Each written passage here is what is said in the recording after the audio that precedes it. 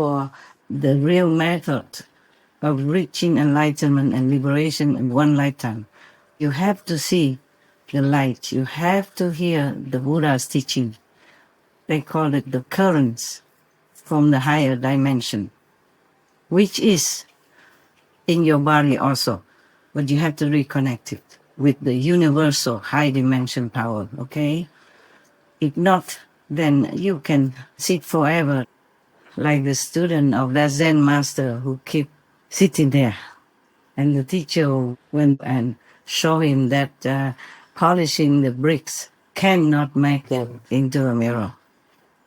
So whatever you want to practice, just continue with the Quan Yin meditation, which is the direct connection with the universal power, with Buddha's land in all directions,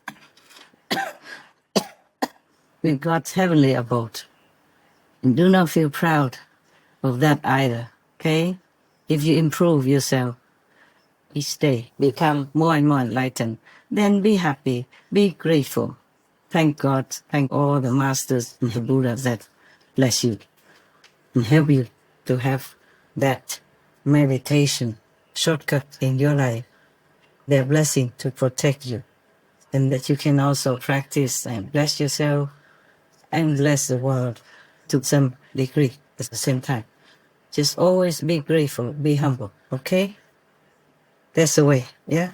You must have a teacher to teach you the right method, and you must correctly, diligently practice. That's all. Anything else, it's just secondary. Whatever you wear is okay. You don't wear, okay. Just don't show it in some countries in the public. India is different, okay?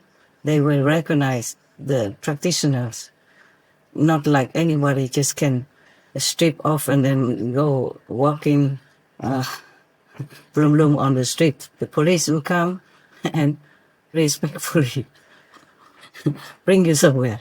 You know where, right? The same like in many Western countries, they won't allow that, okay? India is different. Please. So whatever you wear or not wear has nothing to do with your enlightenment. How many times you eat has nothing to do with your enlightenment. Continue to practice this enlightenment method. That's important, all right? And don't boast about it. That's why mostly I tell people not to tell their experiences to outsiders or family members even. Just sometimes now and then you write them in a hotline when you can't bear to keep it once a while, okay. But not every day, or often go out boasting to people, oh, I reached that enlightenment, spiritual realm, I saw that, I saw this. That's why I tell you not to. Keep them to yourself, okay? I also keep them to myself, many of them. Many. Just if sometimes really necessary, then I mention some. Otherwise, it's better to keep it quiet so that your ego won't be puffed up by others. And they mistakenly think that you have reached Buddhahood or you're the highest master in the world. And then they praise you, they make your ego puffed up, and then you're doomed, you're finished. That is one thing. Another thing is that other people might think you are lying, or they might be jealous of you, and they will try to harm you in many ways. That's why the faith of the masters, the real master, is really very, very thin. You see? If Lord Jesus didn't come out and teach people in the public, then he wouldn't have had to die on the cross. If the Buddha had not made himself be a master in the public, out of compassion, he wouldn't have been harmed so many times, lost his toe or been hungry for 3 months at one time like that. And many other masters, you name them, you read their history, they suffer no end, being poisoned, fly alive, hanged, chopped, all kinds of things that happened to any master before, just because of compassion. They came out and taught the public. That's why they have to bear all these consequences, suffering so much. That's why keep it to yourself, okay? Yes. All right. If you have wisdom like the Buddha, then you are Buddha. If you have power like the Buddha and can liberate other beings, then you are Buddha. Otherwise, no matter what you do, you are not a Buddha. Remember that. In case I won't be around anymore to remind you, please remember, okay? Be humble, be quiet. Practice diligently. And some of you want to be monks in our group again. I have told you for a long time already that we don't accept any more monks or nuns. There's no need. You just have that noble ideal and aspiration in your head and continue to live in the world and try to spread the truth. Try to encourage people to live a virtuous, compassionate life. That would be monkhood already. Even if you stay in the monk community and you don't do anything helpful to the world, to uplift people's spirit and help them to find liberation, then you're no monk at all. The robe doesn't make you a monk, okay? And just in case you don't know, we had more than 500 monks before in my ashram.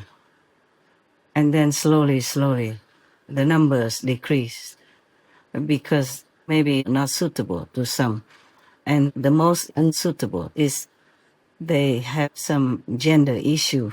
It's not because you are gay or you are a lesbian, you can't practice spiritually. It's not like that. It's just that in the monk community, we live very close together, you know.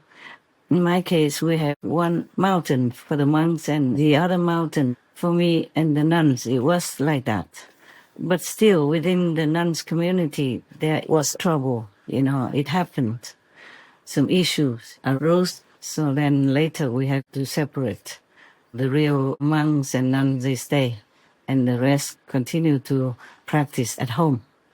Because if the lesbian and nuns, at that time we even had to sleep like two people in one tent sometimes. Yes, then it's not very convenient. That's why if you want to know one of the precepts, the rule in the Buddhist monkhood is that they ask you whether or not you are, for example, a homosexual. Yes, because if you are, then you can't join this monk order under the Buddha's time and guidance. And nowadays, in modern times, it's still the same. They still have that precept. Not because the Buddha was discriminating, but, you know, the situation is not convenient. If a man, like a homosexual, sleeps together with other monks who are normal, a man, then it might be trouble. That's all there is. Yeah, so in case you think of becoming monks and nuns in my group, we don't need any more. Number two, if you want to be monk outside in another community of Buddhism, please think twice and check yourself. It's because sometimes it's not like the monks or the nuns lying about their gender or anything. It's just sometimes they don't know in advance until they came in and then things happen. So you have to check well, okay? Yeah, check yourself well. Don't point fingers at anybody else. First, point a finger at yourself to check everything about you, not to check anybody else, okay? Yeah.